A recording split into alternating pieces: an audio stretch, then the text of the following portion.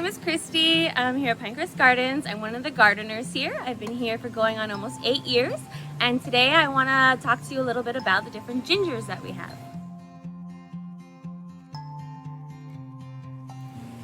So a lot of the gingers that we have in the garden are not the typical edible variety kind.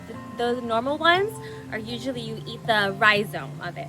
But these are mostly ornamental gingers that we have here in the garden.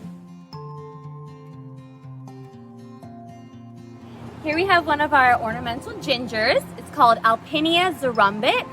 The common name is shell ginger, and it's called that because the inflorescence, this is an old one where the flowers used to be. They're pink and white and yellow, and they kind of look like seashells. So that's why it's called shell ginger. The flowers of these gingers can also be candied and eaten. So most gingers like to grow in very rich, wet soil. They don't like to dry out. So you can see right here we have very rich, wet soil. And this species grows to about 10 feet tall. So you see how it's a lot taller than I am.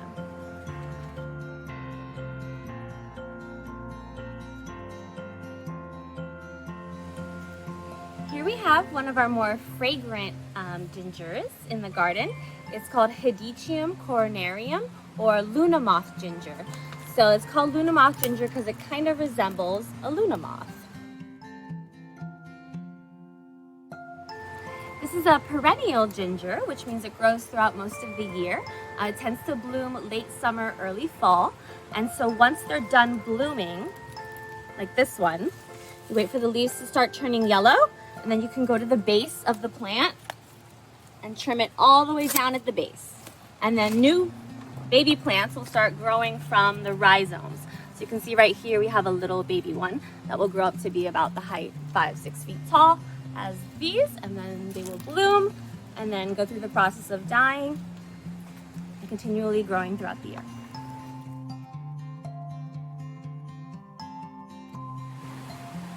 So this is another type of ginger. The common name is torch ginger.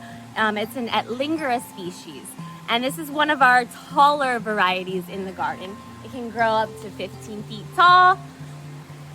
Most of the plant is actually edible, and these are different because the flowers, instead of growing from the stalks, which resemble kind of like bamboo canes, the flowers grow directly from the bottom of the rhizome root. So you can see how it starts there, and then it goes up, and then you've got this inflorescence, which this is actually not the flowers. This is called bracts. So it's a part of the flower structure. So the bracts will open, and then this inside will keep opening, and then there will be little white flowers actually throughout the center of this. So the whole flower itself is called an inflorescence, and then there's individual white flowers that come out of the inside.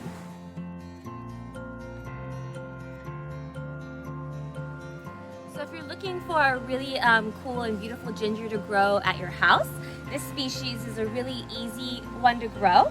It's a red ginger, also called Alpinia purpurata. And when I do floral arrangements for my coworkers and for home, this is one I really like to use because the bloom lasts very long. So what you would do is you would cut a length of it, and then you would take off some of the bottom of the leaves and then use that for your vase.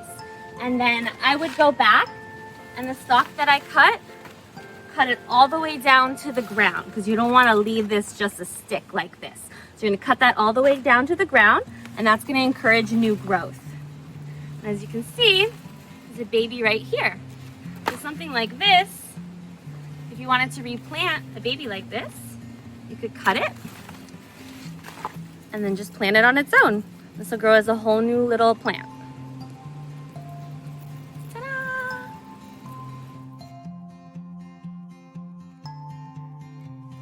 The name of this ginger is Zingiber spectabil, also known as beehive ginger. And you can tell by the shape where it gets its name. And so the flowers of this one are actually inside. So this is the inflorescence, these are the bracts, and these are the flowers coming out on the inside. We actually just planted this one a couple weeks ago, so I'm super excited to see how big it gets.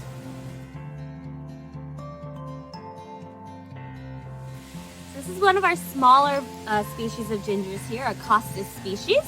And the flowers actually come out of these red inflorescent bracts, and they're edible. So this one's not quite ready, but this would turn yellow, and then this is edible, and they're actually really high in vitamin C. This is another perennial ginger, which will bloom throughout the year. And it's actually very easy to grow. It's a great one for your house, and it takes more sun than the other gingers. So most gingers kind of like full sun to part shade, but this one can take a little more sun, so it's a little easier to grow. So thank you for watching. You're welcome to stop by the gardens anytime. Our last stop, I'm here with Bertha, one of our amazing troll sculptures. My favorite personal part of her is her cute feet.